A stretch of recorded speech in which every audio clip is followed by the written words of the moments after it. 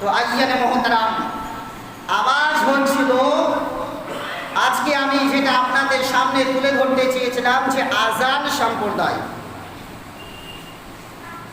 আজান কি শুধু 5 ওয়াক্ত নামাজের জন্যই আজান জরুরি? শুধু কি 5 ওয়াক্ত নামাজের জন্যই আজান দেওয়া শরীয়তের সংবিধান, না অন্যান্য ক্ষেত্রেও শরীয়তের সংবিধান রয়েছে? আজান 5 ওয়াক্ত নামাজের জন্য হোক, জুমার নামাজের জন্য হোক, এই 5 ওয়াক্ত আজান এবং নামাজে জুমা, এই জুমা এবং 5 ওয়াক্ত নামাজের জন্য যে আমরা আজান দেই, এই আজান কিন্তু আল্লাহর সংবিধান নয়। 5 ওয়াক্তের জন্য আজান দিতে হবে, নামাজে জুমার জন্য আজান দিতে হবে।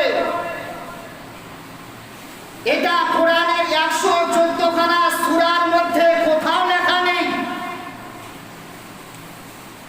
আল্লাহ কোথাও আদেশ দেননি যে হে বিশ্ব জগতের মানবেরা, 5 ওয়াক্ত নামাজ পড়ার জন্য তোমরা আজান দাও, ঈদে জুমার নামাজ পড়ার জন্য তোমরা আজান দাও।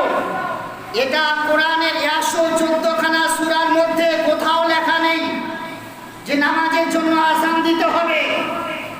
সুতরাং এটা ফরমানে মুস্তাফার আদেশ, এটা রাসূলুল্লাহর সংবিধান, এটা আল্লাহর ফরমান নয়।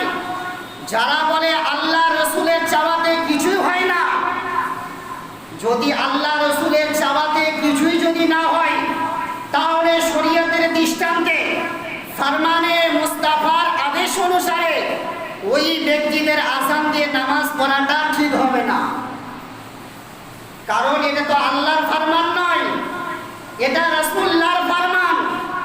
সুতরাং আমরা আহলে সুন্নাত ওয়াল জামাতের লোক, আমরা এটা বিশ্বাস রাখি, আমরা এটা আকীদা রাখি যে আল্লাহ নবী মুস্তাফাকে ইখতিয়ার দিয়েছেন, আল্লাহ নবী মুস্তাফাকে পাওয়ার দিয়েছেন, আল্লাহ নবী মুস্তাফাকে ক্ষমতা দিয়েছেন। সারা বিশ্ব জগতের খাজানার চাবি নবী মুস্তাফার হস্তের মধ্যে। জোরে বলুন সুবহানাল্লাহ। আল্লাহ বলছেন আমি রিজিক দেনেওয়ালা, কিন্তু আমার নবী মুস্তাফা হচ্ছেন সারা বিশ্ব জগতের রিজিক বাঁটনেওয়ালা। জোরে সুবহানাল্লাহ। দেনেওয়ালা আল্লাহ, কিন্তু বাঁটনেওয়ালা রাসূলুল্লাহ।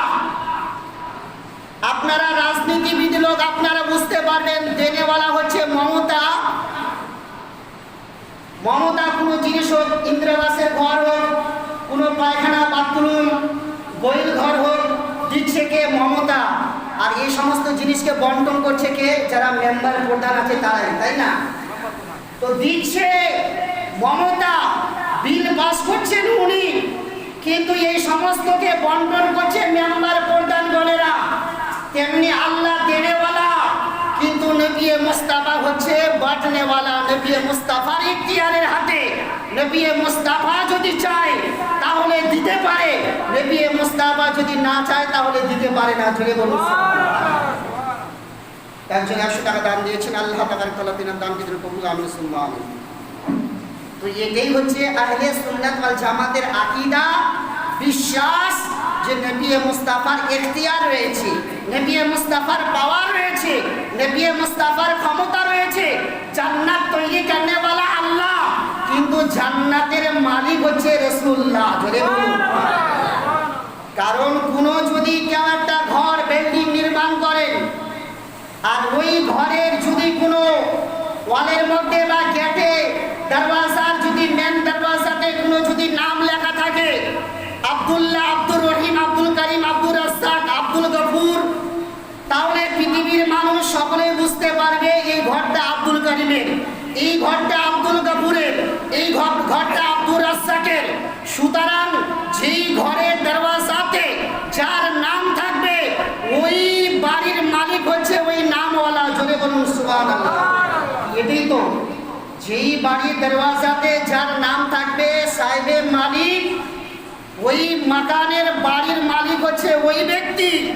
তেমনি হাদিস উড়িয়ে দেখবেন, জান্নাতের দরওয়াজাতে, জান্নাতের গেটে আমার আপনার আকা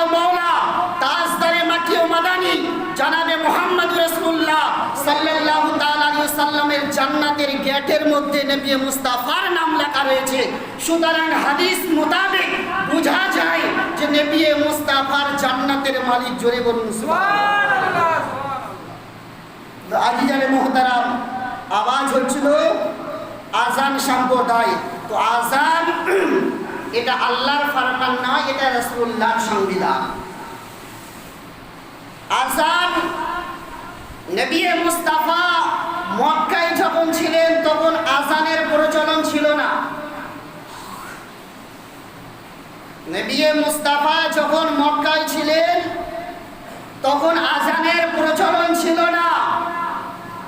নবী মুস্তাফা যখন হিজরত হলো, নবী মুস্তাফা সাল্লাল্লাহু তাআলা আলাইহি ওয়াসাল্লাম মক্কা থেকে মদিনায় যখন হিজরত করে গেলেন, হিজরত করে যাওয়ার কিছুদিন পরে সেই মদিনা মুনাওয়ারার মধ্যে আজানের সূচনা চালু হয়। জোরে বলুন সুবহানাল্লাহ। আপনারা যদি বলেন ম্যান বই বাংলা না, যেটা মাদ্রাসায় মূল বুখারী শরীফ পড়ানো হয়, মূল বুখারী শরীফ দুই খণ্ডে বিভক্ত। মূল বুখারী শরীফের প্রথম খণ্ড বাবুল আজান, ইমামে বুখারী রাহমাহুল্লাহ তাআলা যিনি বুখারী শরীফকে সংকলন করেছেন, যিনি বুখারী শরীফের হাদিসকে একত্রিত করে বুখারীর রূপে লিপিবদ্ধ করেছেন, তো ইমামে বুখারী রাহমাতুল্লাহ আলাইহি ইনি বুখারী শরীফের প্রথম খণ্ডে একটা অধ্যায় কায়েম করেছেন, একটা অনুচ্ছেদ কায়েম করেছেন। যেই অনুচ্ছেদ, যেই অধ্যায়ের নাম হলো বাবুল আজান। এই বাবুল আজানের অধ্যায়ে হাদিস নাম্বার 604-এর মধ্যে আপনারা খুলে দেখলে বুঝতে পারবেন নবী মুস্তাফা সাল্লাল্লাহু তাআলা আলাইহি ওয়াসাল্লাম মক্কা থেকে মদিনায় গেলেন।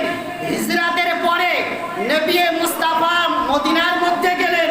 যাওয়ার পরে ইসলাম ধীরে ধীরে বেশি হতে লাগলো। ধীরে ধীরে নবী মুস্তাফার কলেমা পড়ে মানুষ ইসলাম ধর্মে বৃদ্ধি পেতে লাগলো। ইতিপূর্বে আজান দিয়ে নামাজ পড়া হতো না। মদিনায় যাওয়ার পরেও আজান দিয়ে নামাজ পড়া হচ্ছিল না। মদিনায় যাওয়ার কিছুদিন পরে ইসলাম ধর্ম যখন বৃদ্ধি পেতে লাগলো, একের পর এক মানুষ যখন ইসলাম ধর্ম গ্রহণ করতে লাগলো, তাদের মধ্যে সেই সময় একটা টাইম নির্ধারিত করে নামাজ পড়া হতো, কিন্তু আজান দিয়ে না।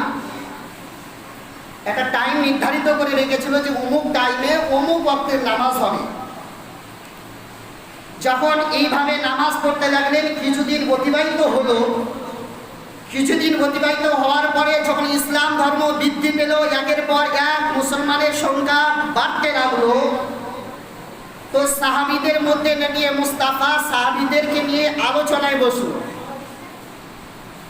যে কি করা যায়, এমন একটা জিনিস তৈরি করা যাক, এমন একটা জিনিস করা যাক যাতে যেই আওয়াজ শুনে সকলেই যেন নামাজ পড়তে আসে, একসঙ্গে যেন জামাত করতে পারি। এর জন্য মাসওয়ারা করতে লাগলো, পরস্পরের মধ্যে আলোচনা করতে লাগলো। কেউ বা বলেন, তাদের মধ্যে কোনো সাহাবী বলছেন যে হুজুর তাহলে কি করা যায়। কোনো সাহাবী বলছেন, তারা এক অপরের মধ্যে পরামর্শ করার পরে কেউ বলছেন তাহলে যে নাসারা যারা নাসারা সম্প্রদায়ের লোক, তারা কিন্তু ঘন্টা বাজায়। তো কোনো সাহাবী বলছেন তাহলে নামাজের জন্য মানুষকে আহ্বান করব, তাহলে ঘন্টা বাজানোর সিস্টেম করা হোক, ঘন্টা বাজিয়ে দেব। টাইম হলে তাহলে ঘন্টার আওয়াজ শুনে নামাজ পড়তে আসবে। কেউ বলছেন না, তাহলে কি করা যাবে, বলছে তাহলে ইহুদিদের প্রচলন, ইহুদিরা সঙ্গ সুর ভুগায়, তাহলে সেই মতো সিংহায় একটা ঘুম দেওয়া যাক, তাহলে ওই ঘুমের আওয়াজ যখন পৌঁছবে মানুষ নামাজ পড়তে আসবে। কেউ বলছেন এটাও না, বলছে তাহলে কি করা যায়। কেউ বলছেন তাহলে একটা উঁচু জায়গার মধ্যে আগুন জ্বালিয়ে দেওয়া হোক। বলছে আগুনে যখন ওই আগুনের সীসা যখন উঠতে লাগবে, মানুষ দূর থেকে ভাববে, দেখবে সময় হয়ে গেছে, তাহলে নামাজ পড়তে আসবে। তারা বলছে এটাও গ্রহণযোগ্য নয়। এইভাবে একের পর এক মাসওয়ারা করতে লাগছেন যে কি করলে সকলে আওয়াজ শুনে এক জায়গায় হয়ে নামাজ প্রতিষ্ঠিত করবে, এটার জন্য কি করা যায়, কি করলে ভালো হয়। ইতিমধ্যে আলোচনা হচ্ছিল, আলোচনার সমাপ্তি হয়নি। ইতিমধ্যে আল্লাহ রাসূলের একজন সাহাবী, যার নাম হচ্ছে হযরত আব্দুল্লাহ ইবনে যায়েদ রাদিয়াল্লাহু তাআলা আনহু, ইনি রাত্রিবেলা স্বপ্ন দেখছেন। আল্লাহ রাসূলের সাহাবী হযরত আব্দুল্লাহ ইবনে যায়েদ রাতের মধ্যে স্বপ্ন দেখছেন, আসমান থেকে একজনের অবতরণ হলো, আসমান থেকে একজন যেন জমিনের মধ্যে আসলেন, তার হাতের মধ্যে একটা কানুস, অর্থাৎ তার হাতের মধ্যে একটা কানুস বলতে একটা ঘন্টার নেই, ঘন্টা যখন বাজায় ঘন্টা, তো ঘন্টার নেই ওই কানুস, উর্দুতে বলা হয় কানুস, ওই ঘন্টার মতো জিনিসটা নিয়ে ওই ব্যক্তি আসমান থেকে অবতরণ হচ্ছে। স্বপ্ন দেখছেন কে? হযরতে আব্দুল্লাহ ইবনে যায়েদ স্বপ্ন দেখছেন। যখন তিনার নিকটে আসলো, স্বপ্ন যুগে তিনার পাশে আসলো, তো হযরতে আব্দুল্লাহ ইবনে যায়েদ রাদিয়াল্লাহু তাআলা আনহু ওই ব্যক্তিকে বলছে, এই আল্লাহকে বান্দে, এই আল্লাহর বান্দা, তুমি এটাকে বিক্রয় করবে? আল্লাহ রাসূলের সাহাবী বলছে তুমি এটাকে বিক্রয় করবে? তো ওই আল্লাহ রাসূলের সাহাবী হযরত আব্দুল্লাহ ইবনে যায়েদ যখন ওই ব্যক্তিকে প্রশ্ন করছেন তুমি এটাকে বিক্রয় করবে, তো ওই ব্যক্তি হযরত আব্দুল্লাহ ইবনে যায়েদকে জিজ্ঞেস করছেন তুমি এটাকে ক্রয় করে কি করবে? তো আল্লাহ রাসূলের সাহাবী হযরত আব্দুল্লাহ ইবনে যায়েদ বলছেন এই জিনিসটাকে আমি ক্রয় করব, ক্রয় করার পরে এই জিনিসটাকে বাজাবো, বাজানোর পরে সবাই নামাজের জন্য আসবে। তো ওই আসমান থেকে যে ব্যক্তি অবতরণ হয়েছে ইনি স্বপ্ন দেখছেন। তো হযরতে আব্দুল্লাহ ইবনে যায়েদকে বলছেন তুমি এই ঘন্টাটাকে ক্রয় না করে আমি তোমাকে একটা উত্তম জিনিস শিখাবো, এই জিনিসের থেকে তোমার অতি উত্তম হবে। তো হযরতে আব্দুল্লাহ ইবনে যায়েদ রাদিয়াল্লাহু তাআলা আনহু বলছেন তাহলে শিখাও। তো ওই আসমান থেকে যে ব্যক্তির অবতরণ ঘটেছে ওই ব্যক্তি তখন এই আজানের বাক্যগুলো, আজানের শব্দগুলি হযরত আল্লাহ রাসূলের সাহাবী হযরত আব্দুল্লাহ ইবনে যায়েদ রাদিয়াল্লাহু তাআলা আনহুকে শিক্ষা দিলেন। আজানের বাক্যগুলো শিক্ষা দেওয়ার পরে কিছুক্ষণ থেমে গেলেন। থেমে যাওয়ার পরে পুনরায় ওই আসমান থেকে অবতরণ হওয়া ব্যক্তিখানা দ্বিতীয়বার একটু পরে আবার ইকামতের, আমরা নামাজের জন্য ইকামত দেই, তো তাকবীর দেই, তো একটু পরে আবার ওই আজানের পরে একটু পরে ওই ইকামতের বাক্যগুলো আবার শিক্ষা দিলেন হযরত আব্দুল্লাহ ইবনে যায়েদ রাদিয়াল্লাহু তাআলা আনহু। রাত্রিবেলা অতিবাহিত হলো, এইদিকে মাসওয়ারা চলছিল, মিটিং হচ্ছিল নামাজের জন্য কি করা যায়, এমন একটা আওয়াজ করা যাক যাতে সবাই আসে। এইদিকে রাত্রিবেলা স্বপ্ন দেখবে আব্দুল্লাহ ইবনে যায়েদ সকালবেলা দৌড়তে দৌড়তে আব্দুল্লাহ ইবনে যায়েদ রাদিয়াল্লাহু তাআলা আনহু হাজিরি দিচ্ছেন নবী মুস্তাফার দরবার।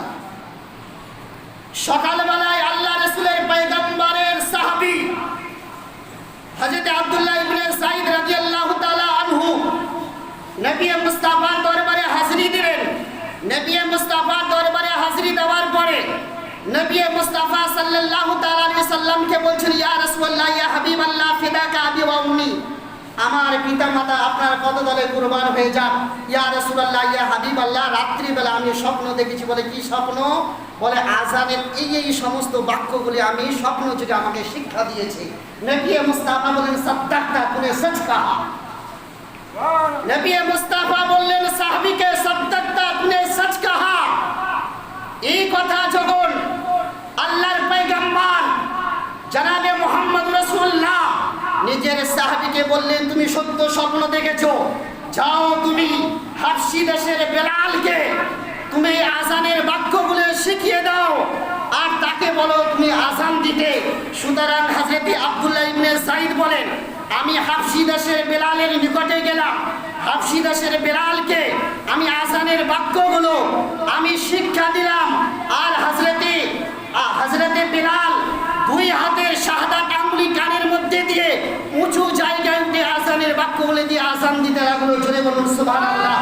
হাবশী দেশের বিলাল যখন আজানের ধ্বনি দিতে লাগলেন, আজান মদিনা মুনাওয়ারার মধ্যে গুঁজতে লাগলো, আজানের ধ্বনি চতুর্দিকে ছড়তে লাগলো। এইদিকে আল্লাহ রাসূলের সাহাবী, দ্বিতীয় সাহাবী হযরত উমর ইবনে খাত্তাব রাদিয়াল্লাহু তাআলা আনহু আজানের ধ্বনি পেয়ে বাড়ি থেকে দৌড়তে দৌড়তে চাদর উড়েছিলেন। চাদর যেন মাটিতে ঘেঁষতে ঘেঁষতে যেন এই আজানের ধ্বনি শুনে আর বাড়িতে স্থির থাকতে পারছেন না।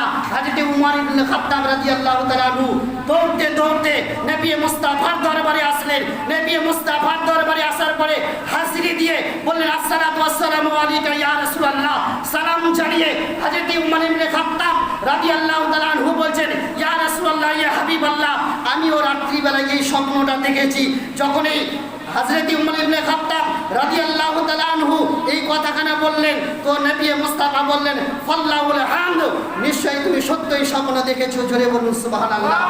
এইভাবে আজানের সূচনা চালু হলো। হিজরত করে মদিনা যাওয়ার পরে, মদিনাতে যাওয়ার পরে আজানের সূচনা হলো। আজকের বক্তব্য এখানে থাকলো, ইতি সমাপ্তি।